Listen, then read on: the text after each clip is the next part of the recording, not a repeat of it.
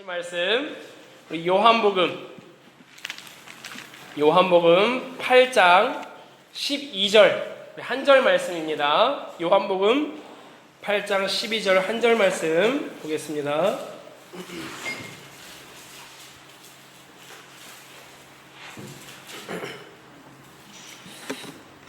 요한복음 8장 12절 우리 한 절 말씀입니다. 믿음은 들음에서 나며 들음은 그리스도의 말씀으로 말미암습니다. 우리가 예수를 배우고자 하나이다. 아멘. 우리 한 목소리로 함께 읽겠습니다. 예수께서 또 말씀하여 이르시되 나는 세상의 빛이니 나를 따르는 자는 어둠에 다니지 아니하고 생명의 빛을 얻으리라. 아멘. 12절만 보겠습니다. 우리가 오랜만에 요한복음을 나눕니다. 우리 그 전에 나눴던 요한복음 8장 1절에서 11절 그 말씀의 내용이 무엇이었습니까? 우리 민성아 한번 말해볼까요? 그렇죠. 우리가 한 3주 전, 4주 전이었던 것 같은데 그 요한복음 8장은 무엇으로 시작합니까? 우리 구주 예수님과 그 죄를 지어서 간통한 가늠한 여인이 현장에 잡혀온 그런 말씀이었습니다. 그래서 어떻습니까? 그 가늠한 여인을 사람들이 현장에 잡아오고 예수님을 시험하고자 말을 합니다. 이 여인을 어떻게 해야 됩니까? 모세의 율법대로 처분을 해야 됩니까? 말아야 됩니까? 그 예수님께 함정 수사를 하듯 이런 질문을 던진 것이죠. 예수님께서 돌로 쳐라 해도 문제가 되고 돌로 치지 말아라 해도 문제가 되는 상황이에요. 그런데 어떻게 하셨습니까? 우리 예수님께서 너희 중에 죄가 없는 자가 돌로 치라라고 말씀하셨죠. 그 말씀을 듣고 난 사람들이 다 양심에 찔려 마음에 찔려 떠나가게 되었고 그 예수님과 여인만 남았을 때 예수님께서 뭐라고 말씀하셨습니까? 너를 정죄하던 자들이 어디 갔느냐? 나도 너를 정죄하지 않으니 가서 다시는 죄를 범하지 말아라. 이걸 통해서 우리가 무엇을 알 수 있다라고 하였습니까? 먼저는 원래 정말 죄 없는 자가 돌로 쳐라. 그 죄 없는 자가 심판의 자격을 가진다라는 거예요. 그럼 여기 중에서 그 사람들 중에서 이 세상 가운데 죄가 없는 유일한 분이 누구예요? 예수님이세요. 사실은 예수님은 심판하셔도 충분한 자격이 있으시다라는 거예요. 그런데 심판주의 입장에 있으신 분이 어떻게 하신 거예요? 대신 죄를 지은 자들을 위하여 돌에 맞아주신 거예요. 그런 은혜를 우리 가늠한 여인뿐만이 아니라 우리 모두가 죄인이라고 불리는 이 세상 사람들 모두가 그 은혜를 입을 수 있게 되었다라는 거죠. 이게 감사한 거예요. 그저 예수님께서 그냥 죄를 아무렇지도 않게 생각하셔서 덮어주신 게 아니라 당신께서 그 죄값을 치루어 주실 것이기 때문에 그 여인의 죄를 덮어주시고 내가 너를 용서한다. 내가 너를 정죄하지 않는다라고 말씀하셨다는 것이죠. 우리가 대신 맞아야 할 돌을 대신 맞아주신 예수 그리스도. 그 예수 그리스도를 믿는 자는 또한 죄를 자유롭게 죄에 대해서 가볍게 생각하는 것이 아니라 가서 다시는 죄를 범하지 말라라는 말씀을 붙들고 죄를 미워하고 죄와 싸우는 존재로서 이제 살아가야 된다는 것이죠.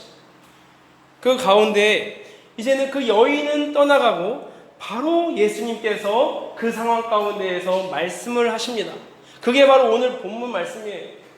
이 본문 말씀을 묵상하다가 원래는 12절부터 20절까지 준비하고 계속 묵상을 하는데 이 12절 한 절 가운데 이것을 너무나 깊이 너무나 심오하고 너무나 정말 큰 우리 하나님께서 우리에게 주시는 메시지가 있기 때문에 이것을 정말 집중하여서 제대로 깊이 나누고 싶다 이런 마음을 주셨어요. 우리 예수님께서 뭐라고 말씀하십니까? 그 간통한 여인을 용서하시고 보내시고 나서 예수님께서 또 말씀하여 이르시되 나는 세상의 빛이니 나를 따르는 자는 어둠에 다니지 아니하고 생명의 빛을 얻으리라 라고 말씀하셨어요. 우리 예수님께서 당신 스스로에 대하여 설명을 하신 부분이에요. 나는 세상의 빛이다. 우리가 한번 그러면은 묵상해 보길 원해요. 고민해 보길 원해요. 예수님께서 세상의 빛이시라는 그 의미가 뭘까요? 예수님께서 지금 당신을 여러 많은 표현이 있어요. 나는 양의 문이다. 나는 선한 목자다. 다 거기에 맞는 이유가 있으신 거예요. 목적이 있으신 거예요. 지금 나는 세상의 빛이다 라고 말씀하신 목적이 뭔지를 우리가 묵상해야 된다는 거예요. 예수님이 세상의 빛이시라는 게 우리한테 무슨 의미가 있을까요? 고민해 보시기 바랍니다.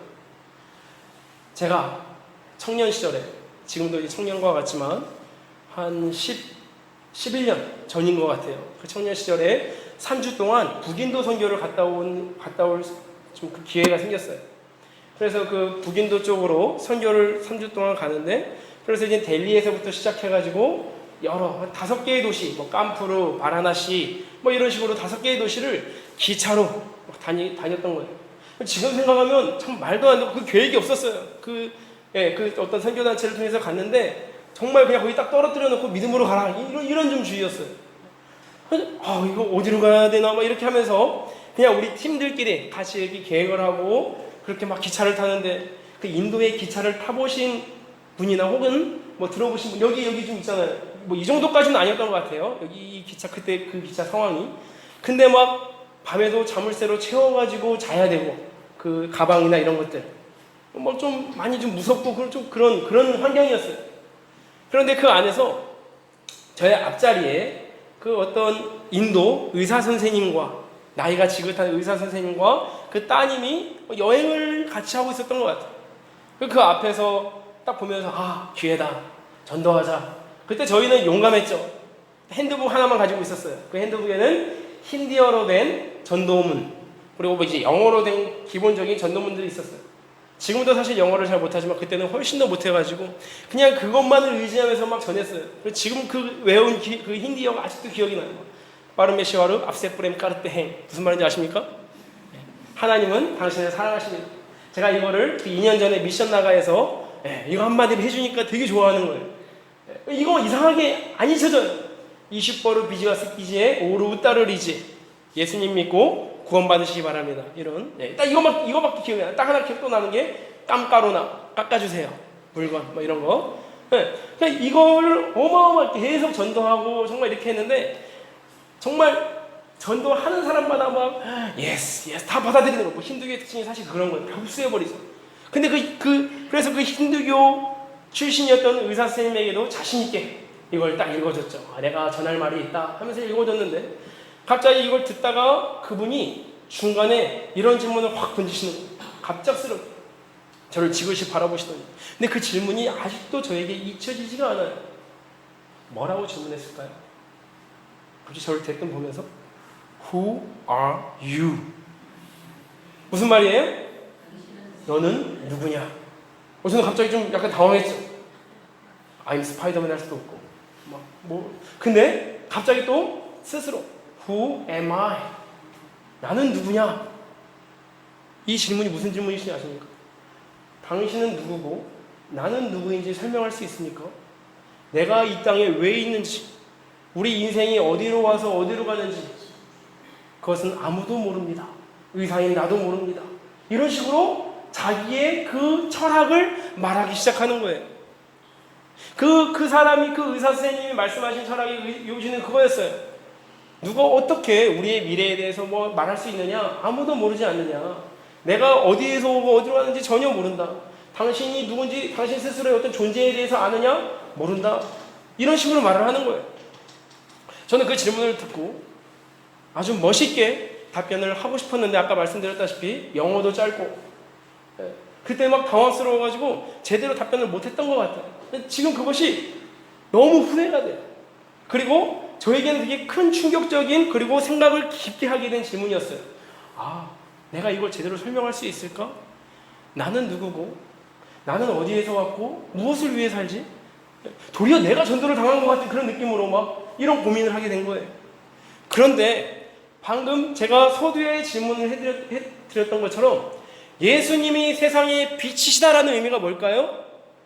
예수님을 세상의 빛으로서 믿는다라는 것은, 예수님께서 우리의 빛으로 오셨다라는 것은 뭐냐면, 우리가 알 수 없는 그것, 내가 누구고 내가 어디서부터 오고 어디로 가는지, 내가 무엇을 위하여 살고 무엇을 위하여 죽어야 되는지, 내가 앞으로 어떻게 살아야 되는지에 대한 모든 것들을 다 알 수 있다라는 거예요. 누구를 바라볼 때요? 예수 그리스도를 바라볼 때. 예수님이 이 땅에 빛으로 오셨다라는 것은 우리가 흑암 가운데 어둠 가운데 있어서 나라는 존재에 대해서도 알지도 못하고 내 주변에 다 아무것도 정리하지 못하는 이 시대의 이 인생이 예수 그리스도로 말미암아 나라는 존재를 발견하게 되는 거예요. 예수 그리스도로 말미암아 내가 보지 못했던 더 고귀한 것들을 볼 수 있는 빛이 생겼다라는 거예요. 그 예수 그리스도를 믿을 때 내가 하나님의 형상으로 만들어진 존재임을 믿을 수 있고, 그 하나님의 형상으로 만들어져서 하나님의 영광을 위하여 이 땅에 살아가는 존재인데, 그 하나님 창조주이신 하나님을 거역하여 떠나 그 죄를 지음으로 말미암아 영원한 심판과 진노의 형벌이 예비된 죄인이었다가 그 하나님의 아들 예수 그리스도로 말미암아 죄의 대속을 받고 그 하나님의 자녀가 되어서 하나님을 아버지로 섬기는 신의 자녀가 된, 하나님의 자녀가 된 그러한 존재, 왕같은 제사장, 거룩한 나라, 그 하나님의 소유된 존재라는 것, 이것이 나의 존재이고 내가 이 땅에 사는 목적이고 이유를 예수 그리스도의 그 빛을 통해서 다 발견할 수 있다는 거예요. 내가 이것을 제대로 딱 그때 정리했다면 그 의사선생님에게 딱 말했겠죠. 그것이 아쉬워요. 그러나 우리는 분명히 이 질문을 통해서 우리는 알아야 돼요. 우리가 어디에서 우리 자신을 발견할 수 있어요? 이제 우리 민서가 수학 우리 대학을 앞두고 있는데 모든 고3들이 다 마찬가지예요. 어디로 정말 자기 친구들도 다 가니까, 자기 부모님들 다 갔으니까, 또 아니면 자기의 선배들도 다 가니까 그냥 흘러가는 대로 뭔가를 그 쳇바퀴에 굴러가야 될 것 같은데 어떠한 명확한 목적과 어떻게 나아가야 될 바를 모르는 사람들이 너무나도 많아요. 사실 고3만이 아니죠. 어떻게 보면 인생에 처음으로 고민하는 시점이 시작일 뿐이지, 계속적인 우리는 그 결정과 내가 왜 이것을 하지? 내가 왜 지금 살아가지? 이러한 질문이 늘 우리를 따라다니잖아. 그러다 나중에는 어떤 현실이라는 이름하에 그냥 살아가고. 제가 어렸을 때 봤던 그 연극, 그 여선교회, 제가 어렸을 때 여선교회에서 주관했던 연극이 있어요. 어렸을 때 되게 많이 어렸는데 충격적이었나 봐요. 아직도 잘 생생하게 기억나요. 어떠한 장님 역할을 한 집사님이 나오셨어요. 장님이 나오는 거죠. 그 장님이 나오자마자 이런 노래를 불러요. 한눈 먼 사람이 소리쳤네, 한눈 먼 사람이 소리쳤네, 오 어디가 길이냐, 어디가 진리냐, 어디가 생명이냐, 말해다오, 말해다오. 혹시 이거 들어보셨나요, 이 노래? 처음 들으신 거예요? 네.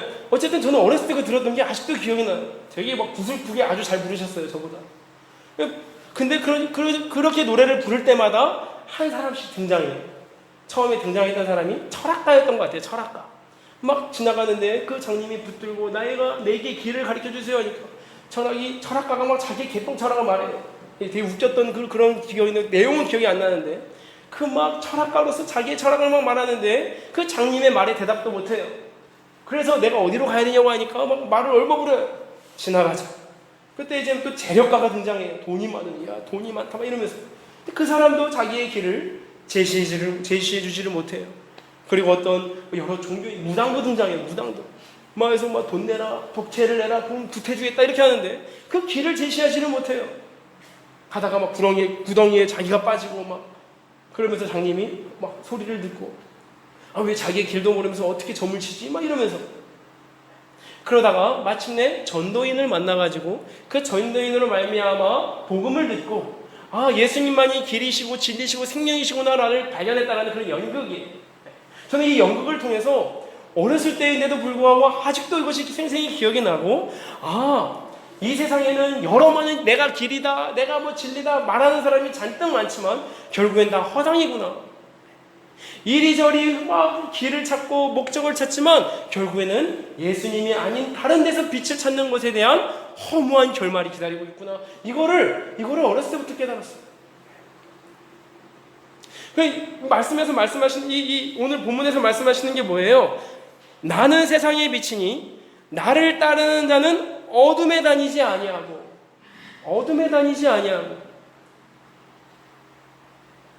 그 빛 대신 예수 그리스도를 믿는 자는 더 이상 어둠 가운데 헤매지 않는다라는 거예요. 자, 빛을 발견치 못한 자들, 그 어둠을 헤매는 이 세상의 모습을 우리가 좀 발견하기 원해요. 이 세상이 과연 빛을 발견했는가? 자신의 어떤 삶의 목적을 발견했는가? 한번 고민해 보길 원해요. 딱 봐도 아니잖아요. 그러면 아주 교육의 문제일까요? 어렸을 때 윤리를 잘 배우고 정말 학교에서 가르쳐주는 그 지식만 아주 잘 정말 올백을 맞고 철저히 그 지식으로 무장되면 그 길을 알고 빛을 발견할 수 있을까요? 자기의 삶의 목적과 행복을 발견할 수 있을까요? 그렇지 않다라는 게 세상의 결론이에요. 보여줘요. 얼마 전 그 기사에 27일 기사였던 것 같아요. 그 어떤 기자가 이러한 제목으로 했어요. 점점 그 상류층 자제들의 일탈 행위가 점점 더 많아지고 있다라는 그 제목으로 기사를 썼어요.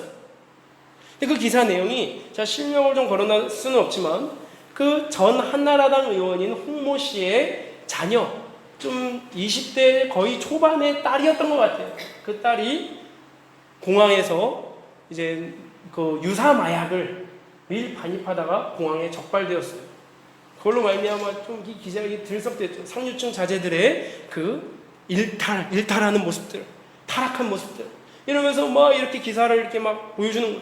그래서 제가 이 홍모 씨, 전 한나라당 의원이 홍모 씨를 한번 검색해봤어요. 어떤 사람일까 했는데 어마어마하게 화려해요. 이 사람의 학력이 어느 학교를 나왔을 것 같아요? 예? 아시는군요. 그렇습니다. 하버드 대학을 나왔어요. 하버드라고 하죠. 하버드. 그 미국에서도 최고의 대학이라고 하는 하버드 대학을 나왔는데 심지어 또 이 사람은 사법고시까지 합격을 해서 미국 뉴욕에 변호사까지, 이렇게까지 하면 너무 그 사람이 이제 누군지 알 것 같은데 어쨌든 대놓고 기사를 나왔으니까 이렇게 말씀을 드리는 거예요. 그렇게 변호사까지 하고 그럼 법에는 정말 정통할 거 아니에요. 그리고 막 이 한국에서는 코리아 헤럴드라는 어떤 대표 막 그런 업체 단체의 대표까지 하고, 그럼 그 사람이 자녀 교육을 대충 했을까요? 저는 그렇다고 생각하지 않아요. 온갖 세상의 좋은 지성의 정점이라고 하는 건 다 가르쳤을 거예요. 아마 그 사람이 자기 그 사람의 양력이라면 그 사람이 뭐 자녀 교육 이렇게 하라 책 썼으면 아마 베스트셀러 됐을걸요. 그런데 최고의 지성인 집안이라고 하는 그 자녀, 그 집안의 그 부모의 자녀가 빛을 발견했나요? 삶의 목적과 삶의 행복을 발견했나요? 아니요, 그렇지 않잖아요. 그걸 발견했으면 뭐하러 마약을 이렇게 밀반입하다가 걸려요? 뭐 돈이 부족할까요? 그런 사람이? 이걸 볼 때에도 세상이 뭐 자기들은 빛이 있다, 자기들은 이렇게 살아라 저렇게 살아라, 내가 멘토다 이렇게 말을 하지만 자기들도 어떻게 나아가야 될 바를 몰라요. 정점에 있는, 권력의 정점에 있는, 뭐 지성의 정점에 있는 사람들이 다 그렇잖아요. 그런데 우리가 누구를 그런 멘토로 보고 삼아요? 근데 왜 우리의 모델을 그러한 사람들로 자꾸 바라보고 나아가냐는 거예요. 심지어 빛을 발견하고 빛을 믿는다라고 하는 우리 그리스도인조차도 왜 자기들의 빛조차 발견하지 못해가지고 어둠을 헤매고 있는 이 세상을 상세한 것을 모델로 삼아가지고 내 자녀에게 신앙을 마음껏 양보하게 하고 진짜 빛이신 예수님을 발견하지 못하는 것, 그것이 최고의 위기이고 최고의 안타까움인 거예요. 그럼 우리는 이제는 알 수 있잖아요. 분명히 예수님 말씀하셨잖아요. 뭐라고 말씀하셨습니까? 나는 세상의 빛이니 나를 믿는 자는 어둠에 다니지 아니하고라고 분명히 명확히 말씀하셨잖아요. 나와 내 자녀, 내 가족, 내 친지, 내 이웃이 어둠에 헤매지 않는 유일한 비결이 뭐예요? 예수 그리스도를 발견하는 거예요. 그 빛 대신 예수 그리스도를 붙잡고 예수 그리스도를 믿을 때 정말 내가 누가 뭐라고 하지 않아도 내가 어떻게 살아야 될지를 알고 내가 어떤 존재인지 자존감, 누가 옆에서 너는 최고야 100번, 물론 그것도 중요해요. 표현 너무나 중요해요. 그러나 예수 그리스도 안에서 내가 어떠한 가치인지를 발견하는 자는 누가 주변에서 뭐라고 해도 굴하지 아니하고 넘어지지 않는다라는 거예요. 빛을 발견하는 자. 그럼 우리의 최우선순위가 뭐여야 되겠어요? 먼저는 최고의 기도 제목이 빛 대신 예수 그리스도를 발견하는 거예요. 빛 대신 예수 그리스도. 이것이 여기 앉아 계신 한 명 한 명의 신자분들에게 다 적용이 되기를 간절히 소망합니다. 네.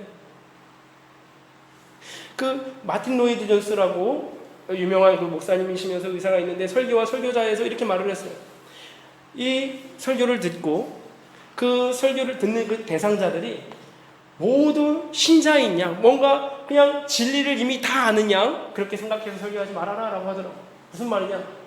우리는 이미 예수님을 난 예수님이 믿어요. 나 예수님이 알아요. 그러니까 더 고귀한 거, 더 뭐 우월한 거 말해주세요. 아니라는 거예요. 우리가 처음 듣는 거죠. 아, 예수님이 빛이시구나. 그 예수님을 발견해야 내 인생의 방황, 내 자녀의 방황, 내 모든 것의 방황이 끝나는구나. 이것을 날마다 우리가 들은 진리를 새롭게 우리가 들을 필요가 있어요. 네. 정말. 그러니까 이 빛 대신 예수님을 발견했을 때 참 목표대로 제대로 나아갈 수 있다는 거예요. 세상은 뭘 강조해요? 열심을 강조해요. 열심히 하면 성공한다. 열심히 하면 인정받는다. 알아준다. 물론 열심히 해서 성공하는 경우 많아요. 그러나 그 열심히 우리의 성공을 보장하지 않아요. 아니 성공이 뭐냐는 걸 먼저 우리가 제대로 따져봐야 되죠. 얼마 전에 그 허경림 성도님의 그 시부 되시는 분께서 돌아가셔서 경남 진주까지 우리 목사님과 사모님과 임지선 목사님과 이용철 장로님, 또 이성영 원사님, 우리 유상필 목사님도 가시고 저도 이제 후발대로 저희 가족이랑 갔는데 진주 어딘지 아시죠? 우리나라의 끝에 있더라고요.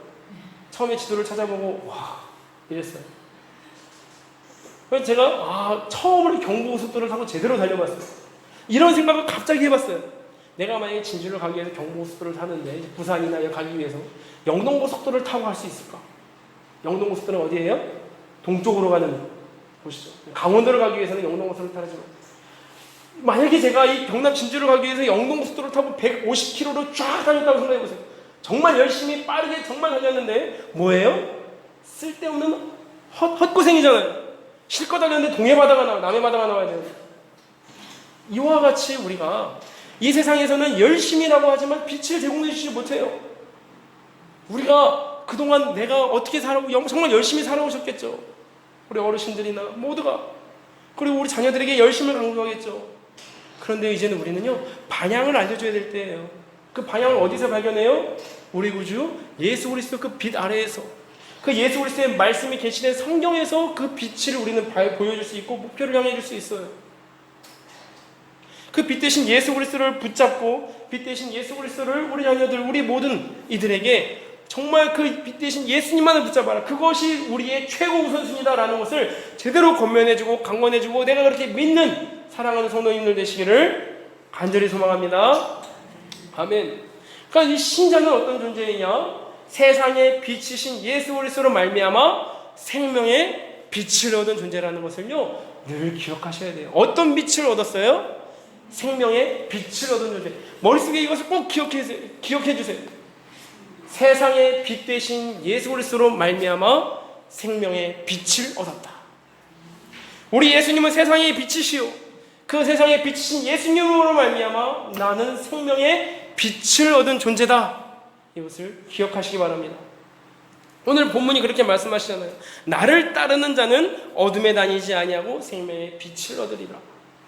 이 말씀을요 계속 외우셔야 되는 거예요. 그 어거스틴이라는 사람이 있어요. 우리가 약간 이 어거스틴을 유식한 말로 하면 아우구스티누스 뭐 이런 식으로 이렇게 하는데 우리가 이제 어거스틴으로 유명하죠. 그 어거스틴이 쓴 책 혹시 아시나요? 유명한 책인데 참회록이라고 들어보셨어요? 참회록.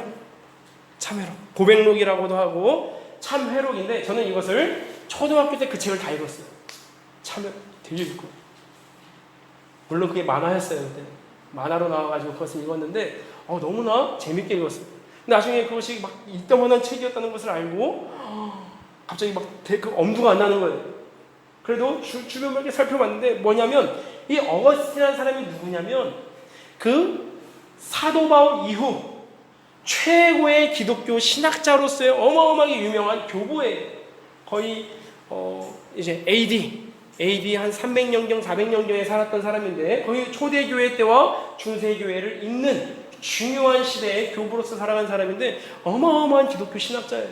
근데 이 사람이 젊었을 때 어떻게 살았느냐? 이 사람은요 그 어마어마한 지성인이었어요.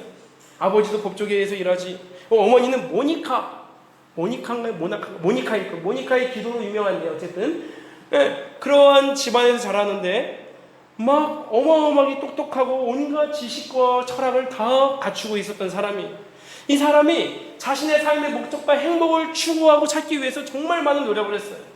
수많은 철학도 접해보고 수많은 지식도 접해보고 그걸로도 제대로 안 되니까 만이교라는 이단에 가서도 거기에서도 막 몸을 담아가지고 막 그 진리가 무엇인지 알기를 되게 힘썼어요. 여러 많은 지식을 접했지만 그 사람의 삶의 결과는 뭐였느냐? 방탕이었어요. 방탕하고 성적으로 타락해가지고 막 주변에 어떤 불량한 사람들이나 이런 사람들이 다 그 사람을 알 정도로 그렇게 마음껏 자신을 방임하고 온갖 지식을 가지고 있고 철학을 가지고 있고 그 막 진리를 발견하기 위해 만이유에도 몸담고 있는데 그 사람은 자신의 어떤 정욕과 자신의 어떤 이 방탕함을 이겨낼 힘이 없는 거예요. 자기가 너무나 힘들어서 막 통곡을 하고 괴로워하고 아까 그 장님과 같이 어디가 길이요 막 이러고 있는 심정에 있는데 갑자기 귓가에 어떤 음성들이 들려온다라는 거예요. 어떤 음성이냐? 소년인지 모를 그 아이들의 음성으로 톨레에게 이 음성이 막 귀에 들려온다는 거예요. 그게 무슨 말이냐? 해석하면 들어서 읽어라 라는 거예요. 들고 뭘 읽으라는 거예요. 그래서 성경책을 바로 들고 탁 펴서 읽었던 본문이 어디였느냐? 로마서 13장 13절에서 14절이에요. 한번 로마서 13장 13절 14절을 누가 찾아서 읽어주시면 감사하겠습니다. 성경책으로 찾아서 한번 읽어주시기 바랍니다. 로마서 13장 13절에서 14절. 낮에와 같이 단정히 행하고 방탕하거나 술 취하지 말며 음란하거나 호색하지 말며 다투거나 시기하지 말고 오직 주 예수 그리스도로 옷 입고 정욕을 행하여 육신의 일을 공모하지 말라. 아멘. 이것이 그 성 어거스틴이 자기의 참회록에 기록한 자신의 회심의 계기가 된 말씀이었다라는 거예요. 우리가 이것을 봤을 때, 우리가 이 말씀을 봤을 때, 이게? 라고 하지만 그 어거스틴에게 있어서는 예수 그리스도를 인격적으로 만난 정말 빛을 발견한 계기가 되는 말씀이었고, 그것으로 말미암아 위대한 신학자가 되는 그러한 그 시간이 그러한 인생으로 열렸다라는 거예요. 우리가 믿음의 선조들을 보면 다 하나같이 말씀을 통해서 예수님을 인격적으로 만나요. 그 개혁의 그 선두주였던 루터도 마찬가지잖아요. 그 믿음으로 말미암아 의인이 된다라는 그 칭의의 복음을 그 로마서 말씀을 통해서 발견하여서 바로 돌이켜지는 이 빛을 발견한 자, 여기에서 이 하나님의 말씀, 예수 그리스도와 그분의 진리의 말씀으로 말미암아 빛을 발견한 자는 자신의 인생이 송두리째 변화된다는 것을 우리는 분명히 발견할 수 있어요. 세상의 변화, 세상의 어떤 제공하는 지식으로 할 수 없는 그것을 우리 구주 빛 되신 예수 그리스도로 말미암아 충분히 변화될 수 있다는 것을 우리는 그 능력을 믿으셔야 됩니다. 아멘. 아멘. 이 말씀을 우리가 다시 정리하면서 우리가 듣기를 원합니다.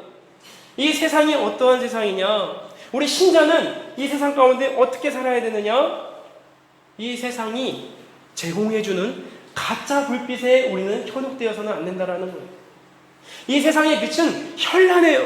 너무나 화려해 보여요. 그러나 가짜 불빛이라는 걸 알고 진짜 불빛이신 예수 그리스도만을 바라보고 그 빛을 따라가야 된다는 거예요. 이것이 첫 번째 빛을 믿는 신자의 유일한 원리라는 거죠.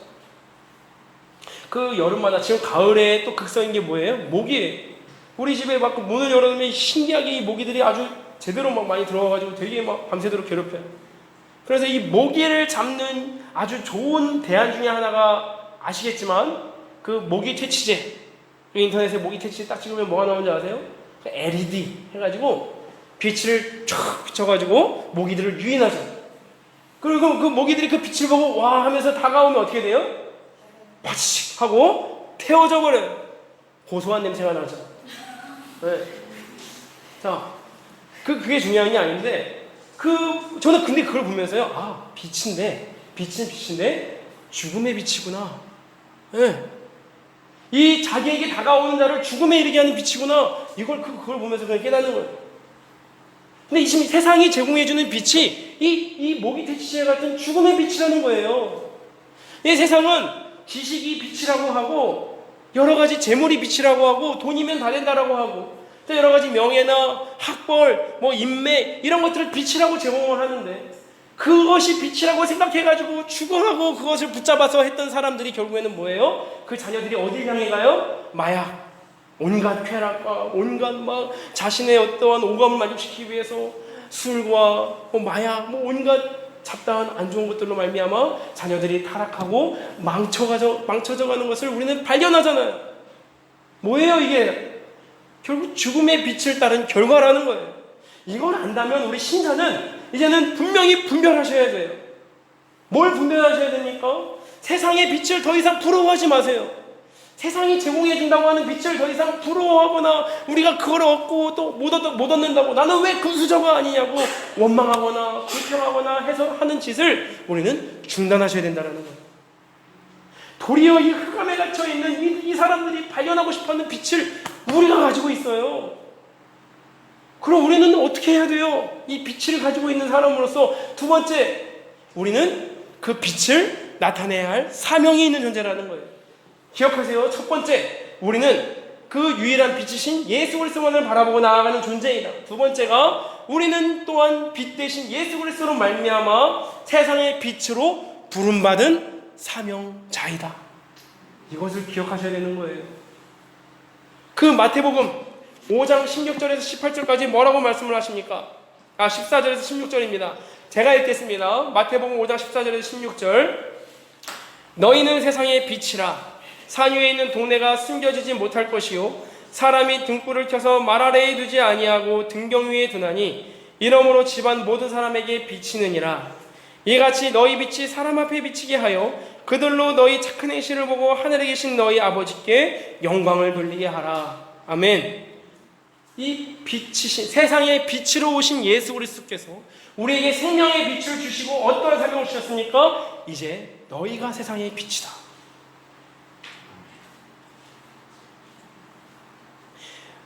내가 세상의 빛으로 이 세상에 온 것 같이 나는 나의 뒤를 이을 세상의 빛으로 너희를 남겨놓았다.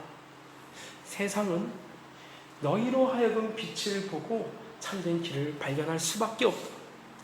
만약 너희가 너희의 빛을 등경 위에 두지 아니하고 말 아래에 이것을 두면은 세상은 결코 빛을 발견할 수가 없다. 너희가 만약에 소금으로서 맛을 잃어버리면 세상이 변질되는 것을 막을 수가 없다. 사람들에게 밟힐 뿐이다. 저는 제일 슬프게 하는 게 뭔지 아세요? 기사를 보거나 참 이게 너무 힘들어요. 기사를 안 보자니 세상 돌아가는 걸 모르겠고 기사를 보자니 억장이 무너지는 게 너무 많아요. 그런데 다 같은 심정이실 거예요. 근데 기사를 보면 무엇보다도 마음을 제일 힘들게 해서 막 가지고 있는 핸드폰을 던지고 싶은 심정이 뭔지 아세요? 그냥 단순히 어떤 정치인의 어떤 비리 그거 아니에요. 사실 그거는 별로 화가 안 나요. 그냥 거기서 거기다 이런 마음이 들어요. 진짜 화가 나게 하는 것은 목회자라고 하는 사람이 혹은 기독교라는 이름으로 자신의 어떤 정치를 이용하고자 기독교라는 이름으로 목사라는 이름으로 그걸 써가지고 하는 것들에 너무나 화가 나는 거예요. 이것이 너무 괴로운 거예요. 이번에 어떤 광화문 집회에서도 주목되었던 목사가 있었죠. 전 목사라고 헌금바구니 돌려가지고 좋은 데 쓰겠다 이런 식으로 말을 하고 자신의 어떤 여러 많은 말들로 말미암아 구설수예요. 저는 여기에 기독교라는 이름 나오는 것 자체가 너무나 소름 끼치게 괴로운 거예요. 우리가 가지고 있는 이 빛이 이렇게 드러나는 것이 아니라는 거죠. 정말 이건 죽음의 빛이구나. 이제 이거 우리가 여기를 분별하셔야 되는 거예요. 그리스도인으로서 깨어있는 존재로서 무엇이 하나님의 뜻에 의한 정말 사회를 생각하고 국가를 생각하는 운동인지 무엇이 정말 이 예수님이라는 이름으로 가장하여서 이 자신의 어떤 유익과 이익을 얻기 위해서 자행하는 짓들인지 우리가 분별하셔야 된다는 거예요. 그 빛으로서의 부름받은 사명에게 명령하시는 말씀이 뭡니까? 에베소서 5장 8절에서 9절에서 이렇게 말씀하십니다. 너희가 전에는 어둠이더니 이제는 주 안에서 빛이라. 빛의 자녀들처럼 행하라. 빛의 열매는 모든 착함과 의로움과 진실함에 있느니라. 아멘. 빛의 열매가 어디에 있대요? 착함과 의로움과 진실함에 있다는 거예요. 우리는 이걸 통해서 구분할 수 있어요. 누군가가 예수님의 이름을 가지고 나와요. 누군가가 기독교라는 옷을 입고 나와요. 무엇으로 분별합니까? 그 열매가 뭐냐라는 거예요. 그 사람으로 말미암아 착함이 드러나고 선행이 드러나고 의로움과 진실함이 있는지. 우리를 돌아봅시다. 우리의 삶 가운데 빛의 열매가 나타나고 있나요? 착함과 의로움과 진실함이 우리 성도님들의 삶 하나하나에 나타나고 있는지 우리가 진지하게 돌아보셔야 돼요. 가정에서의 내 모습, 교회에서의 내 모습, 직장이나 사회에서의 내 모습이 이 착함과 의로움과 진실함이 나타나는지. 단순히 어떤 행위주의를 말하는 것이 아니지만 분명히 우리의 빛은 행위로서 나타난다는 거예요. 이러한 착함과 의로움과 진실함이 우리 가운데 나타나기를 간절히 기도하며 간절히 소망합니다. 예, 소망합니다. 아멘. 그러니까 우리가 이 기회가 없으면 만들어서라도 우리 빛된 자의 소망을 사명을 보여주셔야 돼요. 나로 말미암아 예수 그리스도를 발견하게 해주셔야 돼요. 내 자녀로 하여금, 내 주변의 이웃으로 하여금. 이것이 결코 멀리 있는 게 아니에요. 어려운 게 아니에요. 최근에 얼마 전에 이 말씀을 이제 좀 드리고 마치고자 합니다. 얼마 전에 밤 10시 안 돼서 이 집에 들어갔는데 교회 앞에 차가 주차되어 있어요. 근데 그 위에 여기 뭐라고 하나요? 여기 저기 라이트가 켜져 있는 거예요. 차 안에가 혼이 들여다보도록 빛이 막 있어요. 빛이. 이걸 보고 걱정이 되는 거죠. 약간의 좀 오래된 차였던 것 같아요. 그래서 저절로 꺼지거나 그런 게 아니라 이대로 두면은 배터리가 방전될 것 같은 거예요. 근데 저 그때 밤 10시 조금 아니라서 늦은 밤이라 전화하기 좀 그렇고 문자로 보냈어요. 딱 기회다. 하나님 이렇게 기회를 주셔서 감사합니다 하고 뭐라고 문자로 보내냐면, 안녕하세요 사장님, 산소망교회인데요. 차 안에 불 들어와 있어서 연락드립니다. 차 배터리가 우려돼서요. 일부러 산소망교회인데요. 이거 붙였어요. 네. 뭐 산소망교회인데요. 차 좀 빼주시기 바랍니다. 뭐 이런 거 안 하고, 네. 배터리가 우려돼서 이렇게 하니까 근데 바로 답장이 안 와요.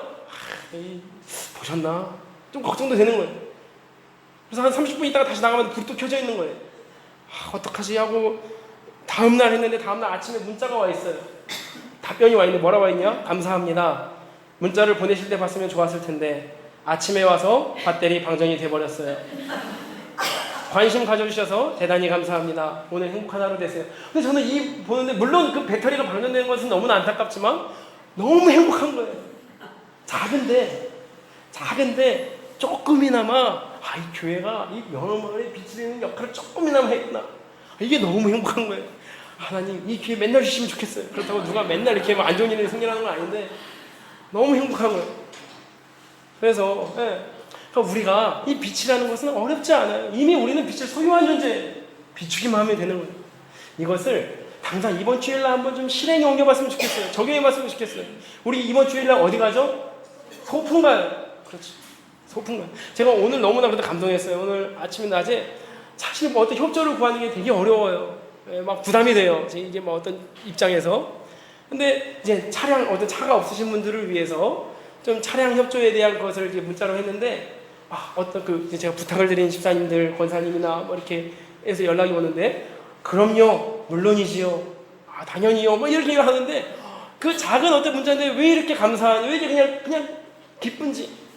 그리고 또 상황이 안 되심에도 불구하고 어떻게든 이 행사를 신경 써서 준비하시려는 장로님도 계시고, 그러니까 너무 좋은 거예요. 이 작은 거 하나도 한 명 한 명의 헌신으로 이것이 만들어져 가는구나. 이것이 너무 감사한 거예요. 이게 빛이 아니에요. 뭐겠어요? 사랑하는 우리 권사님들, 우리 은빛 성교부 어르신들도 그때 소풍에서 마음껏 빛을 발휘하시기 바랍니다. 어떻게 빛을 발휘할까요? 뭐 라이트를 가지고 막 가라는 게 아니에요. 좀 도시락 싸오실 때, 음식 챙겨오실 때 넉넉하게, 혹여나 저 친구 제 많이 먹을 것 같은데 저걸로 모자랄 것 같은데, 이런 너무 많이 가져오시면 또 상하니까 막 좀 한 명이 2인분 뭐 이런 식으로 좀 넉넉하게 준비해 와 주시고, 또 우리가 거기 가서 막 보물찾기나 이런 거 할 건데 나 보물 못 찾았다고 막 화내거나 뭔가 가진 자를 시기하거나 질투하지 말고 어차피 한 사람당 하나씩밖에 안 줄 건데 2개, 3개 챙겨가지고 이렇게 이런 게 아니라 못 받은 사람 하나 더 주고 막 이런 작은 거 하나에서부터 우리가 어떤 곳을 갔을 때 거기에 있는 예수님 믿지 않는 사람들이 볼 때 와 교회에서 왔구나 야 멋진데 야 이걸 좀 발견할 수 있는 그렇게 그러한 빛의 어떤 착함과 의로움과 진실함이 당장 우리 교회에서부터 당장 우리 가정에서부터 내 말과 언행과 행동 모든 심사에서부터 드러나기를 간절히 소망합니다. 아멘. 이 시간 같이 함께 기도하시겠습니다. 오늘 말씀 우리가 붙잡고 딱 우리 2가지만 놓고 기도하겠습니다. 첫 번째는 우리가 빛으로 부름받은 존재입니다. 먼저는 빛 대신 예수 그리스도만을 바라보게 해달라고 기도하시기 바랍니다. 너무나도 많이 가짜 불빛, 죽음에 이르는 불빛이 진리인 양 우리 사랑하는 청년들이, 우리 사랑하는 자녀들이, 또 우리 사랑하는 모든 한 명 한 명 너무나 많은 사람들, 어른들이 다 그 가짜 불빛만을 바라보고 한숨을 짓고 가진 자는 더 많이 이상 가지려다가 파멸에 이르고 가지지 못한 자는 계속해서 원망하고 시기하고 그러다가 무너지는 경우가 너무나도 많아요. 이제는 우리가 빛이신 예수 그리스도 안에서 참된 인생의 목적과 행복 발견하게 해달라고 하나님의 나라와 하나님의 의를 구할 때 이 모든 것이 더해지는 역사와 더불어 내 마음에 용솟음 치는 기쁨으로 하루하루를 살아가는 그리스도인들 되어지게 해달라고 빛 대신 주님만을 바라보게 기도하시고 두 번째로는 이제는 우리가 빛으로 부름받은 사명이 있습니다. 우리 빛으로 부름받은 자로서 분명히 이제는 우리가 예수님의 빛을 드러내는 거울의 역할을 하셔야 합니다. 우리 가정에서 나는 어떠한 존재입니까? 우리 직장에서 나는 어떠한 존재입니까? 교회에서 나의 이미지는 어떻습니까? 착함과 의로움과 진실함이 드러납니까? 이것을 우리가 돌아보기를 소망합니다. 그리고 다시 내가 만약에 그렇게 못했으면 다시 착함과 의로움과 진실함이 내가 속한 곳에 드러나게 해달라고 다시 도전하시고 다시 기도하기를 원합니다. 내가 연약하여 하지 못하는 그것을 내 안에 계신 성령님의 힘으로 우리가 감당하게 해달라고